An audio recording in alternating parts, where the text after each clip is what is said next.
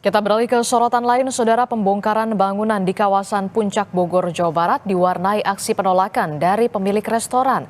Karyawan restoran terlibat aksi dorong dengan petugas Satpol PP.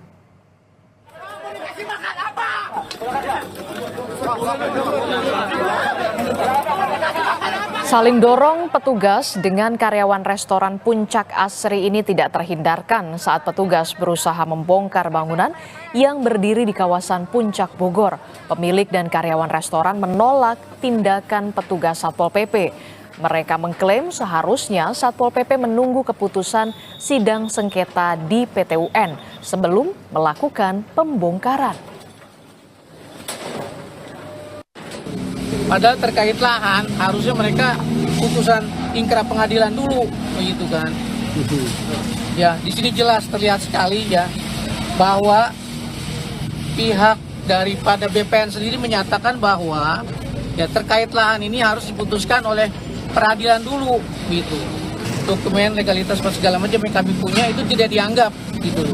Padahal terkait lahan harusnya mereka putusan ingkrah pengadilan dulu, begitu kan?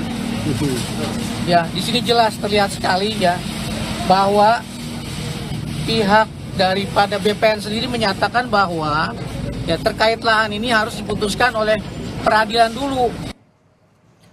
Meski mendapatkan penolakan dari pemilik restoran Puncak Asri, petugas tetap melakukan pembongkaran. Tidak hanya bangunan restoran, Satpol PP juga membongkar bangunan liar di kawasan Warpat dan Blok Buah di Puncak Bogor, Jawa Barat. Satpol PP Bogor memastikan pembongkaran telah sesuai dengan aturan yang berlaku dan telah berkoordinasi dengan pemerintah setempat.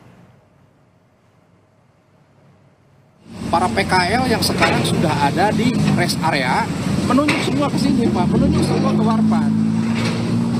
Oh, kenapa itu dibiarkan? Dan hari ini setelah melalui proses yang cukup panjang, akhirnya kita melakukan penindakan berdasarkan aturan yang ada.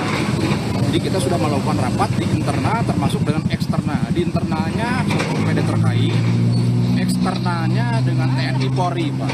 Jadi semuanya sudah memenuhi unsur dengan ketentuan yang ada.